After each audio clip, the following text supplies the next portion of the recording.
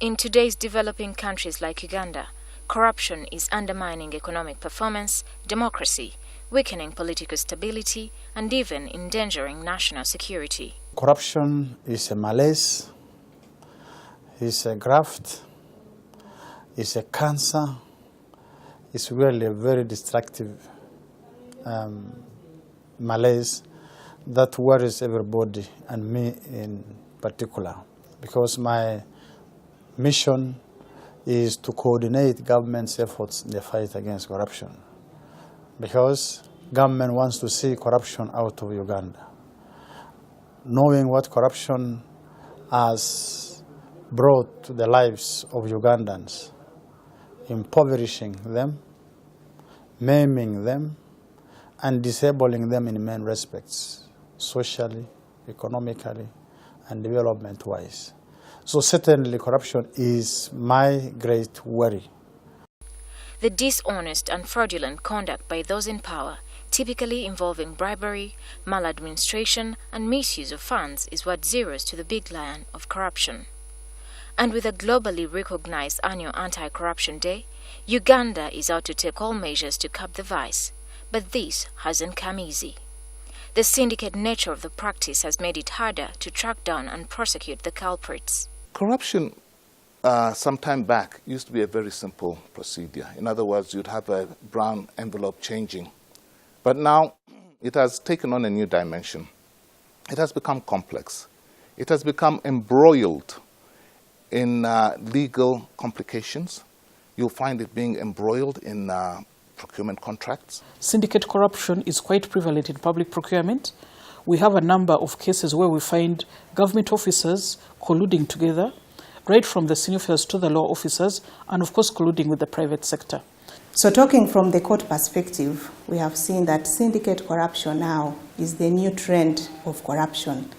And this is manifesting itself through public procurements, these big contracts. We have seen several cases being registered at the court. Most times when you start investigating, you'll find that the syndicate spreads out of that ministry into other departments of government and sometimes into the private sector.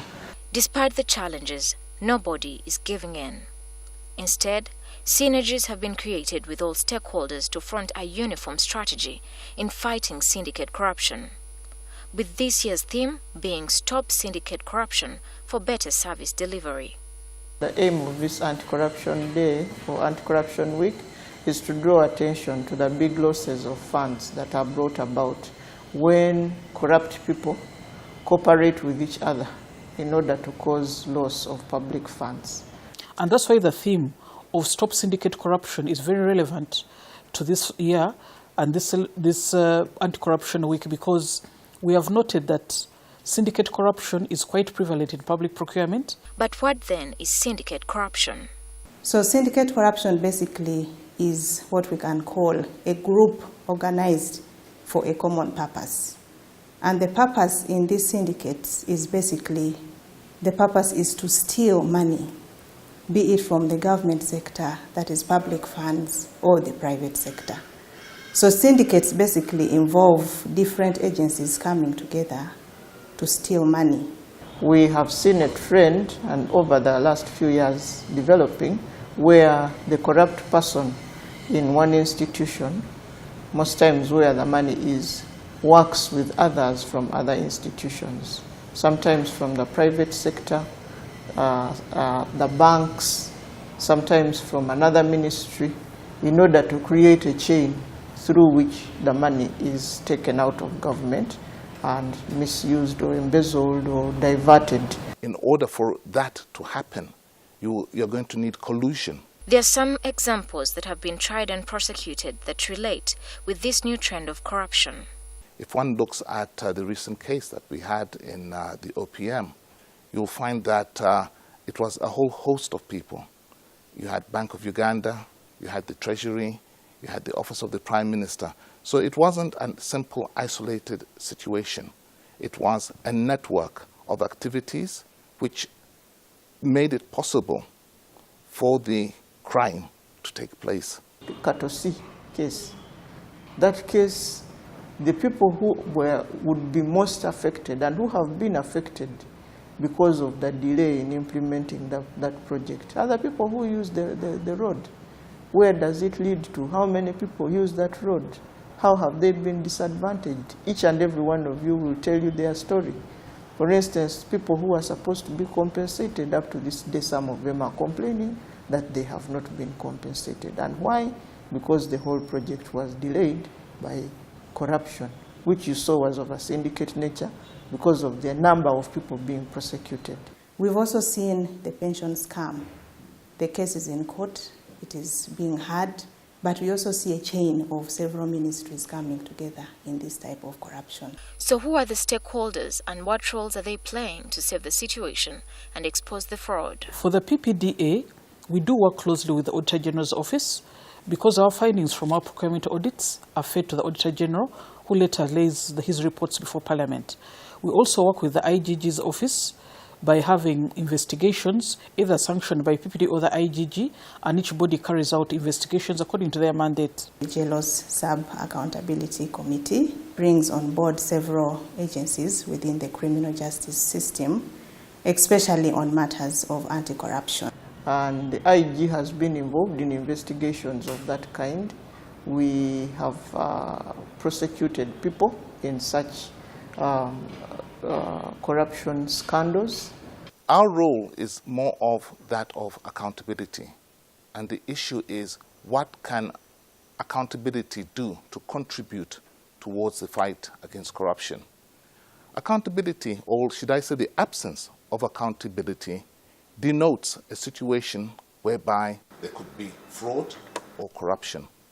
So our emphasis is to try to see how much we can unearth or how much we can bring to light in the course of our audits such that corruption is brought to light, so to say.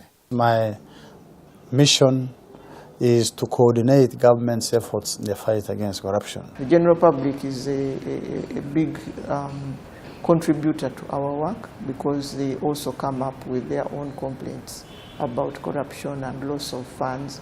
Now, each one does one's job at the specific time of the case.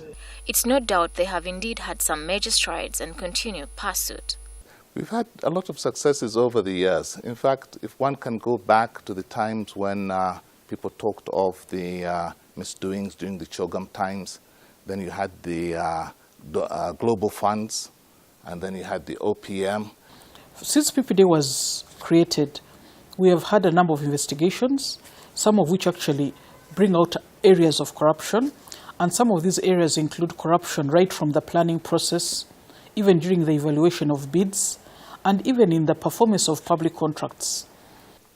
We've also had the UNRWA engineering audits, which we have undertaken, and as you no doubt read, there's an ongoing commission of inquiry into UNRWA. We have been, let me say, well, not to boast, but we have been instrumental in being able to provide the commission with a lot of very useful information. In fact, of late, we have registered an 80% improvement in the fight against corruption. That contract has not. But there are situations where a paper trail is often doctored to appear clean, hence making evidence gathering difficult. How have the stakeholders managed the situation, and several other challenges? There are several challenges to these cases. Sometimes gathering evidence on the part of the police is kind of a problem.